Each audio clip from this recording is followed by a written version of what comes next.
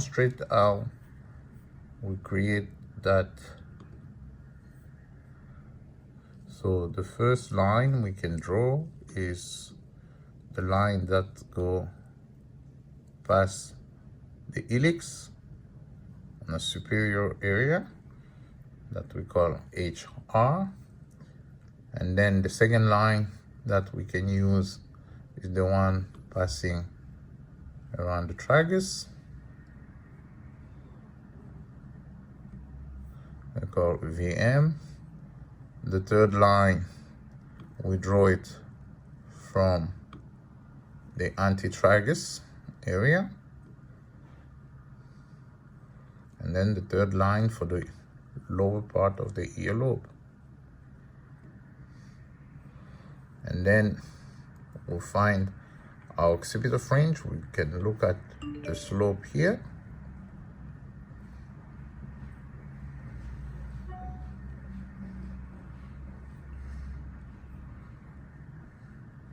And then the other slope come like this.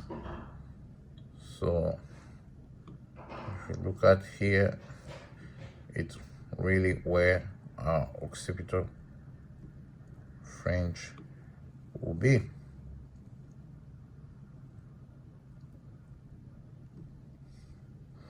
So this is how we can clearly mark our donor area. And if we take that line from the occipital fringe all the way there, we'll have our safe zone.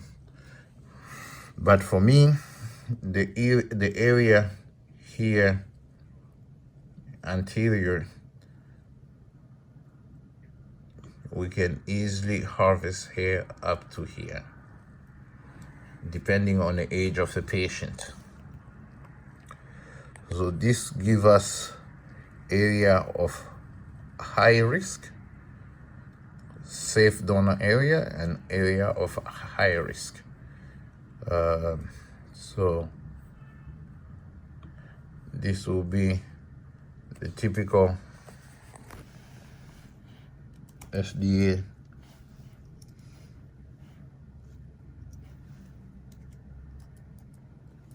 safe donor area. Here we'll have our area of high risk, where we need to make sure that trichoscopy examination is a must.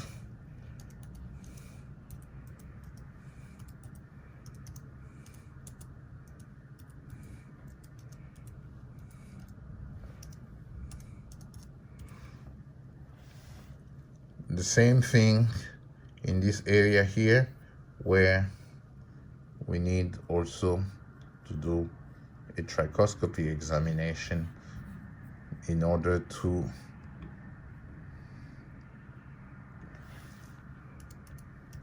get the type of follicle that we want to use. Trichoscopy examination.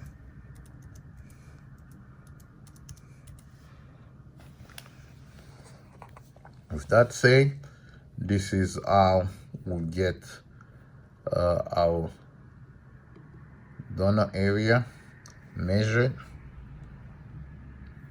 and